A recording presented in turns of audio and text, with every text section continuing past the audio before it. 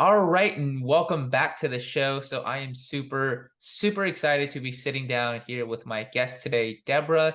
Deborah is a serial entrepreneur, a real estate investor, and on top of all of that, she has her own network of real estate investors called the Women's Real Estate Network with over 7,000 members. So very impressive. And she has been recognized by Think Realty magazine as a woman to watch. So very impressive there as well. And on top of all of that, she's also a Tony Robbins coach with the Robbins corporation, if you will, and his network of trainers and entrepreneurs as well. So without further ado, I want to bring on my guest for today, Deborah. Deborah, welcome to the show.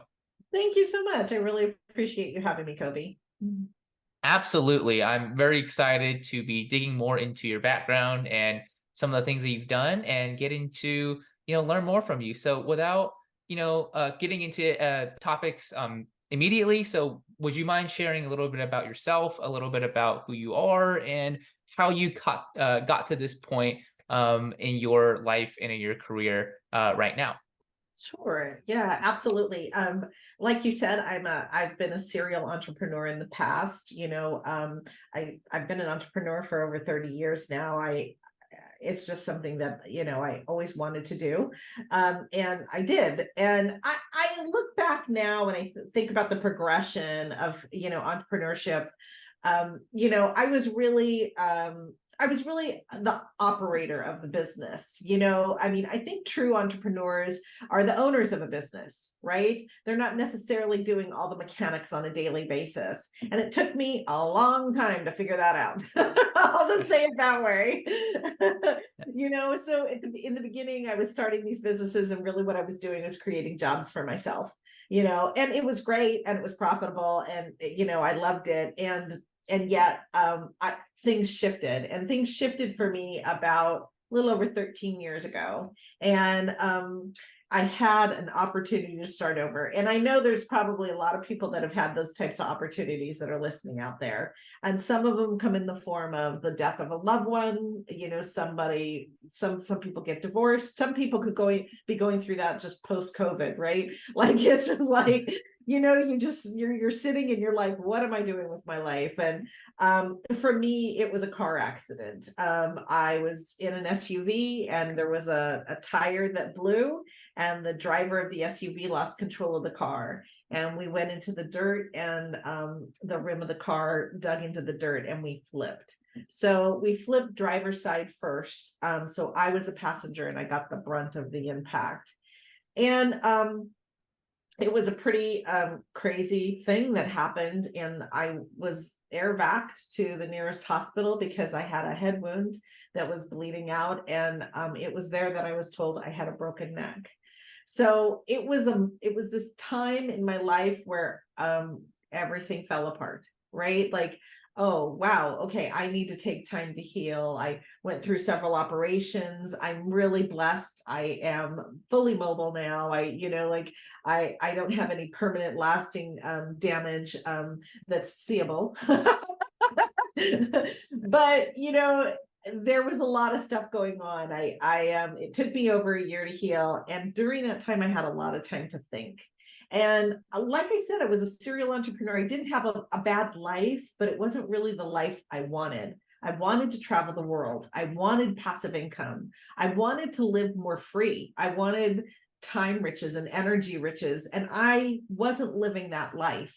And this was kind of a wake-up call for me to be like, oh, now's the time. Like, it was pretty much that way. And my brother, God love him, he actually came out and helped take care of me for a period, during that year. And he knew what I was going through and what I was thinking. And he had gone to a bunch of Tony Robbins events. And I told him, I said, I want to change my life. I don't want to be as strapped to my desk and the clients and everything else that I had been strapped to before. And he said, well, if you really want to make some changes, you got to start with your mindset. And he's like, suggested that I go to a Robbins event. And I did after the doctor signed off on me, and I signed up for all of them. And I was drinking the Kool-Aid. It was crazy. I just want to make sure that people understand I am not a Robbins coach. I'm what's called a trainer in that organization. Tony takes people through processes when you go to his events, and he is dynamic, and everybody usually gets through the process with his guidance. But some people need a little extra support, and I'm that person. I'm the extra support. So whether it's in person, whether it's live, or whether it's virtual, where we have specific rooms and we have specific techniques that we use to help people achieve, get to where they need to go to achieve their dreams. And that's what was done for me when I was going through the system myself. So my pivot, as it will, during that time, was about mindset. And it was also about me figuring out how to have passive income. And I actually Googled passive income. Like, it was like, oh, okay, royalties came up and real estate came up. There's a lot of things that came up. But I kind of focused in on real estate, and I realized, like, I've got to get me some, so that was kind of the start of the journey. And that was just over 13 years ago. And guess what? I got some. Absolutely. So I love that, the story that you told, right? So a lot of entrepreneurs kind of go through that similar period of time where, they understand that they want to be kind of working for themselves, and they don't necessarily want a job, but they get into a position, and even some people very successfully, of just kind of creating their own jobs, right? They're working in their own jobs. If any of our listeners are familiar with the wealth quadrant, they're in that S quadrant, right? So they're not necessarily in the wealth building mode. So I guess, like, what was that kind of mindset shift for you when you started to kind of learn more about the possibilities that are out there, and some of the things that are out there? Was it a very difficult transition for you to make in your businesses? Because a lot of times, the more successful you are, actually, the harder it is for you to step out of that operator role into more of the owner role. Right. First of all, I have to say, oh my God, I love the fact that you know the quadrant. Yay, you are my people. For those of you that don't know what we're talking about Robert Kiyosaki's cash flow quadrant. And, he talks about 4 ways to make money in a capitalistic society. And one of them is employment, which I think we all go through, right? We show up for somebody and they pay us for that. And one of them is self-employment. And then the other 2 are business owner, which is somebody who owns a system, and investor. And I'm just going to say, to answer that question, it's a process, right? First of all, you've got to know that's what you want, right? Identify, that's what I want. Okay, I am self-employed. I am giving myself a job, right? And I want to be a business owner or an investor, and I don't know how to get there, right? And then I have to research different ways to get there. And for me, and it's one of the Robbins principles, is that you hang around people that are there, right? You hang around people that are already business owners, that already have a system down, or that are already investors, and you start gleaning off of their knowledge, right? I think that's one of the fastest ways that you can, expedite your learning journey. But I'll be really honest with you, and that I took that quadrant and I actually applied it to my finances. So in other words, I would actually calculate on a quarterly and annual basis how much money was coming in from each of those quadrants. Because how are you going to make a shift if you don't know that you're shifting, right?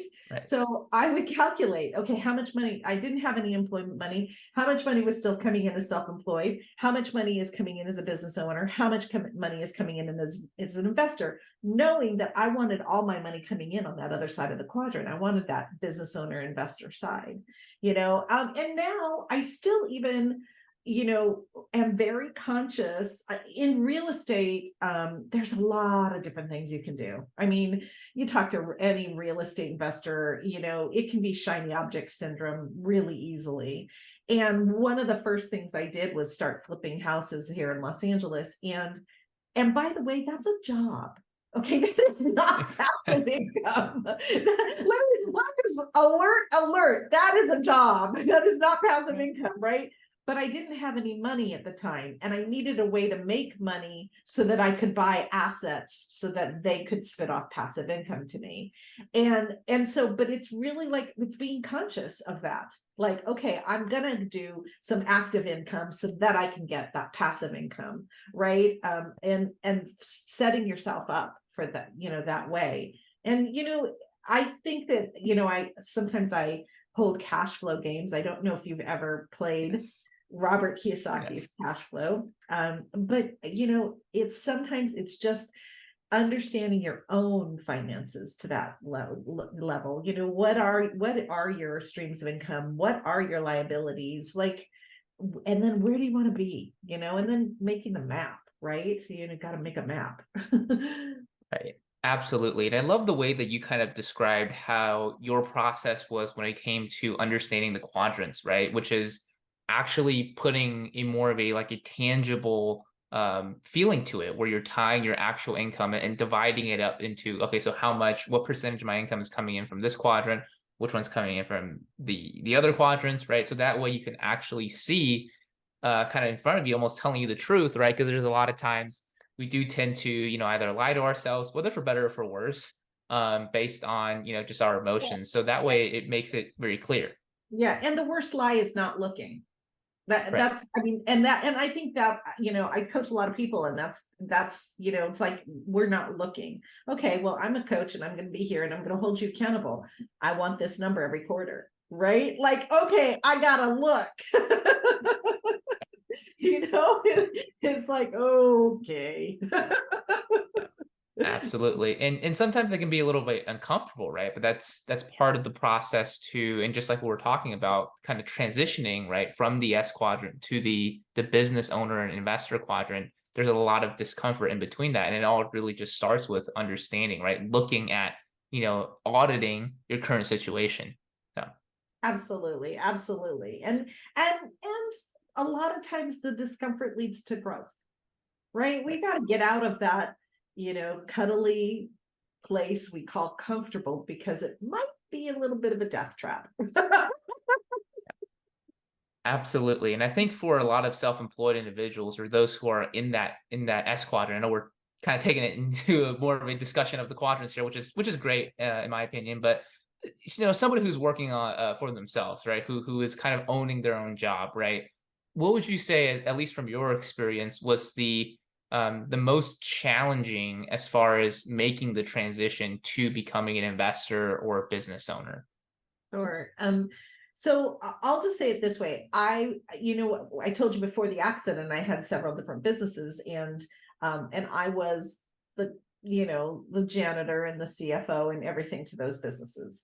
And when I started operating in real estate, I did it of a similar nature. And I'm going to call that, I had to learn how not to be the lone wolf anymore. And I think a lot of entrepreneurs take that on. They're lone wolves. They're driving the business, they're doing everything in the business. They have a hard time letting go of having somebody else come in and do something, because they think, oh, they're not going to do it better than I am. They're not going to do it, to the extent I am, because they don't, the people that they're bringing in don't care about the business as much as they do, right?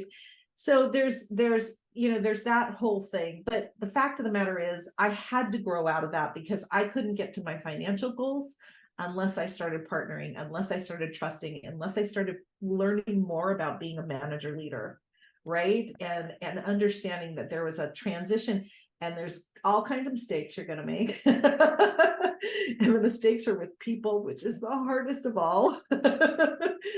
So, giving yourself some grace when you're going into that atmosphere.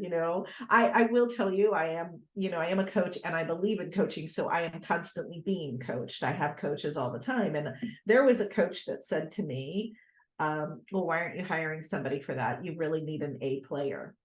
And I go, oh, and he goes, do you hire A players? And I said, no, I have never hired an A player. I'm a scrappy startup. We can't afford A players, right?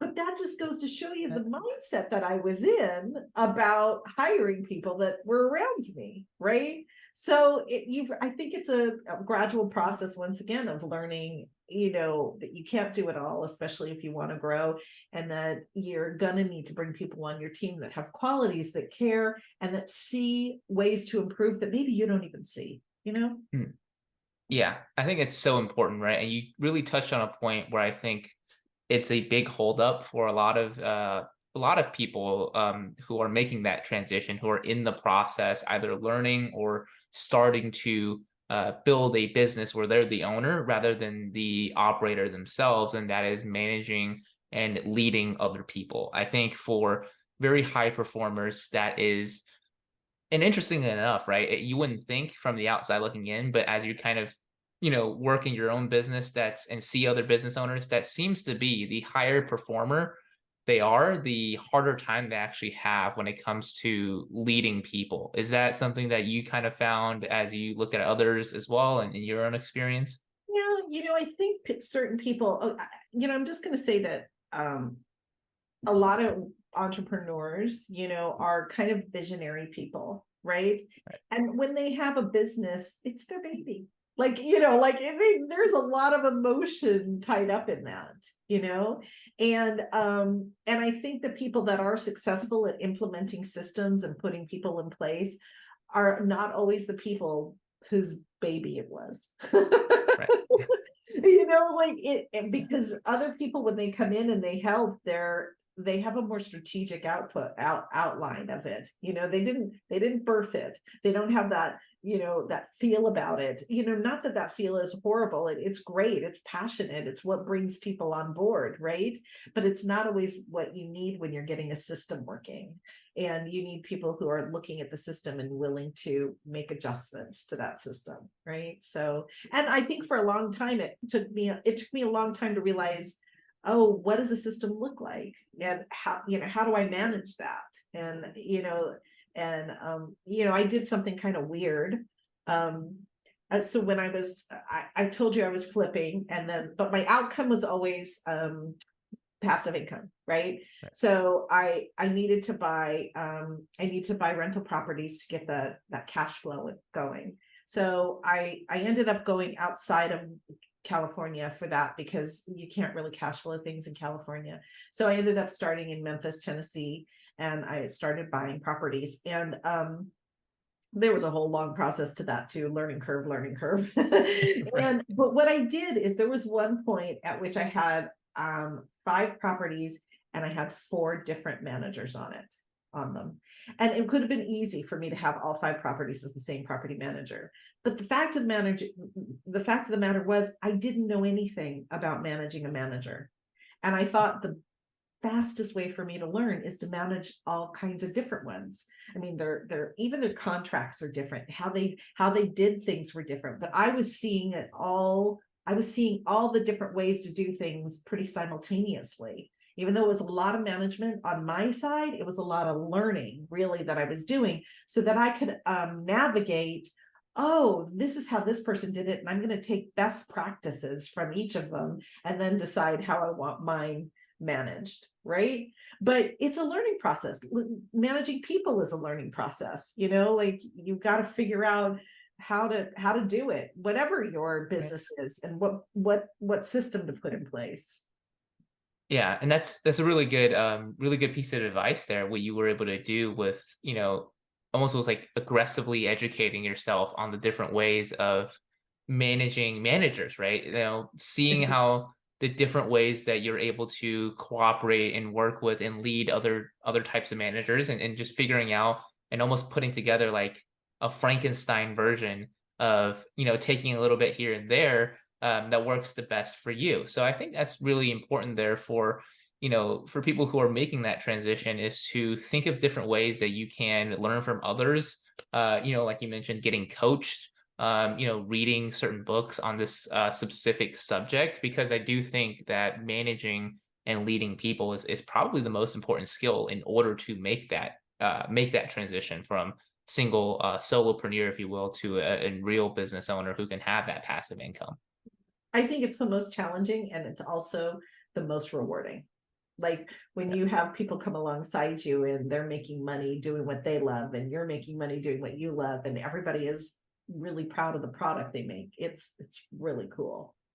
Yeah, absolutely. It is really rewarding when you start seeing the results, right? Because you're actually, it's like, it's funny you mentioned entrepreneurs having their business is almost like their baby. When you help an individual almost like reach their full potential, it's almost like doing that all over again in a different way. So you're just able to kind of make that switch in your brain and get different fulfillments from essentially doing the same thing. So that's really wonderful there. And that kind of brings up another question as well, which is, as far as that balance, right? Finding the balance between, your business and the vision that you're seeing and the way you want to move forward with your business versus bringing other people in to give you strategic and practical advice. And, how much should you deviate from that vision, right? So is this something that you should really just kind of put a lot of effort into building out your own vision, or is this, should you be looking and listening to other people and maybe, changing the entire direction that you're wanting to move in for the survival of your business? Yeah, I think it really, I think that really is situational that you're speaking about right now. I mean, I think that as a business owner, as an entrepreneur, your vision is constantly evolving, you know, and only you can make those decisions as to what direction and how to take it. It's all kind of unknown, right? And so, I think that you have to, trust your own gut for sure, and then take advice from people who you trust around you. I think sometimes as entrepreneurs we get afraid to raise our hand and say, I don't know. I don't know what I'm doing. I don't know how to do this. And I think if anything during my period of life here is that I don't hesitate on raising my hand and saying I don't know. I mean, even when I'm in a conversation with people who are talking, theoretically my real estate jargon, and they say something I don't understand, I'm like, hey, what does that mean? I just don't. I have, I don't care that that I don't know something or I don't understand something. And I think that my willingness to raise my hand and say that has gotten better and better as I've realized I get better. I get the best advice that way, but it's hard at first because I think, everybody wants to appear knowledgeable. It's hard to raise your hand and go, oh, I need help here, or I don't understand exactly what I'm doing, or do you have ideas about how I could mitigate this problem, So I think that's how I roll, at least. Yeah, and that's, I mean, it's so challenging for again, kind of going back to people who are successful and are higher performers. It's very challenging for them to even step down a little bit and just say, hey, I don't know what's going on and I need some help here. But you're absolutely right. When you start asking for advice, and especially in a specific subject, that's where you start to grow, right? Because now you're really tweaking yourself and your business in a specific way that you really that you're struggling in. And that's how you make those incremental improvements over time. Absolutely. Yeah, absolutely. And I think people are really willing to share their knowledge with you too, like Right. it's great. Yeah. So speaking on that a little bit, so we mentioned earlier in the podcast that you have your own real estate network called the Women's Real Estate Network of over 7,000 members. So if you don't mind sharing, how did that get started? Where was kind of the inspiration for that? And where's the vision of that moving forward as well? Yeah, it actually got started kind of out of my own need. I mentioned I was flipping here in California, and I was putting out all kinds of offers, and the Wall Street had moved into California, and a lot of the big funds were buying up what I would normally have bought.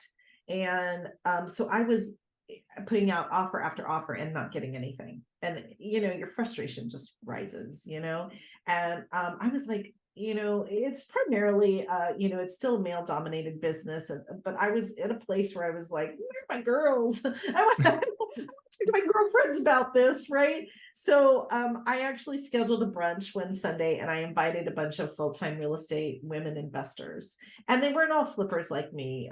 Some of them, there's two women that own like 18 storage units across the U.S., and there's note holders, and there's apartment owners, and we all got together and we had brunch, and we just ended up sharing stories and sharing resources. And, oh, you have a legal problem, I've got a good attorney that might help you with that. Or you have a concrete issue, I've got a foundation guy, like whatever it was, we were just helping each other. And at the end of the brunch, I said I was thinking about doing this every quarterly, and somebody said, no, let's do it every other month. And people opened up their house, and there was always wine involved, and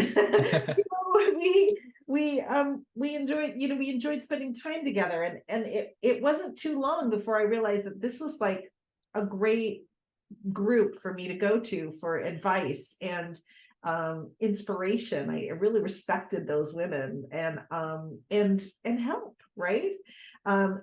And it wasn't really that long until we were all doing business together, whether I was lending to somebody or they were lending to me, or we were doing deals. And I realized, like, there's a whole lot of women out there that don't even know these women exist.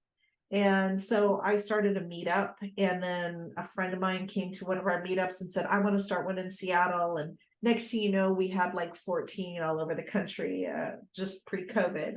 And right as COVID hit, of course, we pivoted and went online, just like everybody else. We still have monthly meetings online, and we feature women who have a particular business model, and they come and they share their business model with us, and share what it's like doing business in this industry as a woman, and share what it's like being a mom, or a daughter, or a wife, or whatever it is. We bond together in that, and it's a networking organization so that you can find resources and other people who are in the same crazy industry. I love it. I think it's so important to have that, right? To have a support group of people that, like you mentioned, you're able to go in and learn from each other, because that's where I think information is just shared so freely, when you're able to learn from other people who are doing either the same thing or maybe something a little bit different than you are, getting that outside perspective, and also just pulling together and sharing resources. So I think it's so important to have a network like that. And is that the vision kind of moving forward, or are you guys looking to grow? Yeah, I mean, it is to continue this vision moving forward. We're just now coming in back into having in-person events again. We've been having like 2 to 3 events a year in different locations, depending on how COVID was doing. And now we're kind of a little more out, but it's always great to get together in person too. I think in fact, in California, we're sponsoring a cash flow game. And so we're all coming up for a cash flow game pretty soon. So yeah, it's a great way to get inspired. I'll tell you, it's even, it's changed my path. And pre-COVID, I actually went up to our Seattle chapter at one point, and the woman that was speaking was a developer. And after she spoke, I went up to her and I was just like, wow, you're incredible. And you don't meet many women developers. How did you start? And she said, well, you're a flipper, right? And I said, yeah. And she said, I was a flipper too, developing so much easier. And she she went on to tell me, where the pitfalls were, what was easy, what wasn't, all that kind of stuff. But the truth of the matter is, no one had told me as a woman I could be a developer too. That was a role I saw kind of exclusively to men. And until she opened up the door to me, I don't think I could have believed it. And then I came back down to LA and I started looking, right? Like it's when you're shopping for that car and all of a sudden you see that car everywhere. I started looking around and I found another woman who wanted to partner with me, who was used to ground up construction. And we ended up going into development together, right? So it's just, it's great to have an organization that'll open up opportunities for you that maybe you didn't see for yourself, Yeah, I think that's how you find these new opportunities, right? It's just being able to see other people do it and hearing stories of others who are similar to you or share a similar background, or or lack thereof for that matter, for some people, right? Doing the things that you want to do and really making it, making you believe that it's possible. So, I would encourage, right? And I think you would probably say the same thing, right? For people to go out there and look for these stories, right? So if you're newer in business, what would be kind of like the advice that you would give to somebody? Should they be attending as many events as possible? Should they just be kind of on YouTube, listening to different podcasts like this one, or what would you do as far as opening your vision to that?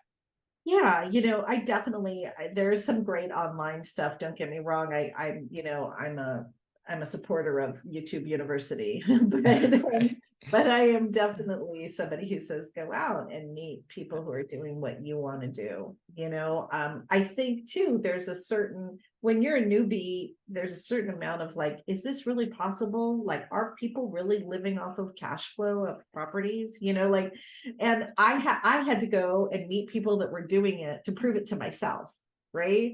To go, oh crap, these people are doing it, or they're saying they're doing it, and I'm asking them questions about it and finding out how they did it, and that was just, it's really relationship building, and it's also reinforcing the belief of the dream that you have, right? Because Right. it was just a dream for me to want that independence, that kind of independence, and it came out of that situation, right? Like, but a lot of our growth comes out of situations like that, whether it's pain or pleasure, those are the only reasons we kind of spur ourselves forward, right? And so having other people around you that verify that it's possible, that you can do it, is, I think, really important to you, making those relationships. Yeah, I think it all starts with in everybody somewhat of a dream, right? Of living on cash flow and living on passive income, and seeing that it's possible. I think that's really where I'm pretty big into manifestation and working backwards as well, as far as from your goal. Being able to see other people do it will also kind of give you just subconsciously details as to the life that you want to build, and start creating that in your mind so that you can actually start working backwards and tailoring your business and your schedule and your daily operations to create that lifestyle that you want. Because eventually, I think, that's what, and you can touch on this a little bit as well, is that mindset shift between working just in the business versus using the business to really create and design a lifestyle. I think that's the big difference, big shift there. Yeah, that is a big shift. And I think it happens gradually over time. And even though I think that you have to surround yourself, and you have to definitely manifest it. I am a huge manifester. But you also have to measure it. And that's what I talked about, like with the quadrant, I was measuring, with my cash flow, I measure it. I do a monthly sit down with my books to make sure that my numbers are what I think they are, and then that they're getting bigger along the way, right? Like, I measured it the whole time. And I think that that in itself is also like, it takes a discipline, but it's just also working in your reality. And then you're going, okay, like, I heard this somebody say, do you remember when you dreamt about living the life you have right now? Right? It is that. Like, like when I started like getting some passive income, like, I'm like, all right, there's $500, like, okay, it's 500 more than I ever had before, right? Like, okay, I dreamt about having some, now I have to dream about, it taking, it going further, right? But I think it is about that. And then you can celebrate along the way, those, every little bit that counts. Absolutely. And I love that that way of seeing things, right? Is celebrating even the small wins, because with you mentioned, getting $500 in passive income, right? Well, before you got that, you didn't have that. So, focusing on that, and the more you focus on, I think that's the more of what will grow in your life as well. When you start looking for things that you are grateful for, and the things that you want that are already in your reality, then that's what's going to start showing up more, because you're just going to be seeing it more around you in your environment and in yourself as well. Absolutely. And there pre-COVID, there was a group of us. In fact, I should probably reinstate this. We used to call it Champagne Fridays. And so like if anybody closed a deal, like whether they purchased something or whether they sold something, it was like, okay, we're celebrating, right? Because I think sometimes we're just going off and we're checking things off a list. Okay, that's closed. Okay, that's done. And we're just checking them off a list and we're not actually going, oh yeah, we did that. Hey, congratulations to me. And so we used to have Champagne Fridays where we would all toast each other, and go, all right, we're in this game one more week. That's awesome. And it's very difficult for a lot of people to really do that, right? Because like you mentioned, we all have big goals, right? We wouldn't be in business for ourselves if we didn't. But a lot of times we are just kind of checking things off a list, right? It's like, oh, we got this deal closed or we got this done. And then you kind of look back and somebody looking out from the outside, they're like, wow, you got this closed. And then for you, it's just maybe like another day of the office. So it is, sometimes it can be a little bit difficult to slow down and recognize your wins because you're always trying to improve, which is a good thing. But I do think you're absolutely right. If you're just even consciously slowing down and taking the time to go back to your week or your day at the end of the day and going, hey, what is something that I did today that I can really celebrate? When you do that, it actually creates more energy for you to go out there and do more the next day.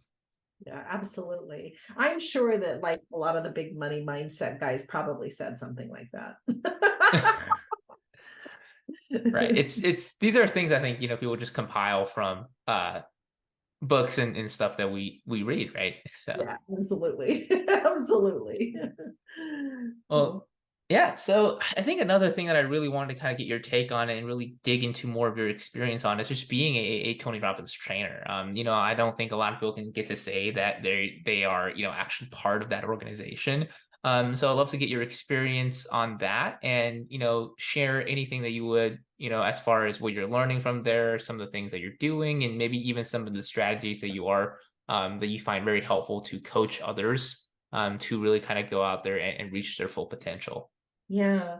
I think, for anybody who's been involved in self-development at all, like you see the power of it. And I think there was a recognition for myself and other people around me about the ability to change and adjust and grow, right? And to also help others do the same. And I think I was fascinated by that. And especially by the way Tony does it. He's masterful at it. He's been studying it for, whatever, 35, 40 years, whatever it is now.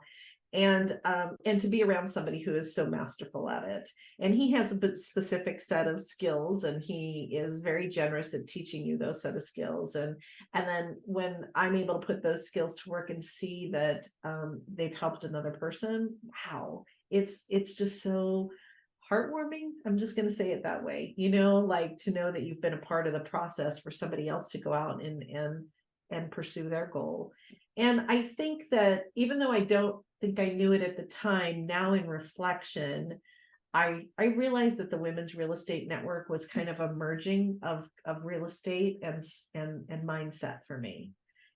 For me, it was like, I want to empower this group of people. I want to talk to other women who maybe don't think that they can do this and let them know that they can if they want to, and there's been just a great amount of stories and satisfaction to helping other people achieve what they want in their life. So it's been a journey for me. I've been with Robbins over 10 years now, over a decade now, and I keep going back, and I'll tell you why I keep going back. You're right. The trainers is a very specific set of people. I think there's less than 200 of us worldwide, but boy, is it an amazing peer group. I'm going to tell you, there's not a group that more lovingly will kick you in the butt than this trainer group. I mean, we've all got stories that we tell ourselves about why we couldn't do this or that, and they just don't let you get away with it. In the most loving, hard-ass way. They don't let you get away with it. So it is a peer group that I continually go back to. Some of my best advisors and my best friends are there because we talk about what we're doing in life and in our future, and we talk about how we're going about it. And I I lift other people up and say, I think you're more than that. And they do the same thing to me. And it's just a remarkable way to continue your growth and your progress, through life, and the bonds that you hold with these people. So it's pretty incredible. Yeah, absolutely. Right. The more that you are working on yourself, the more that you can even be an example for others. And I think that is a really important part of, building the life and living the way that you really want to live. Because once you do it, then just by proxy, everybody around you who are, internally they want to improve themselves, they'll see you do it. And just like we were talking about before, they'll see you as the example.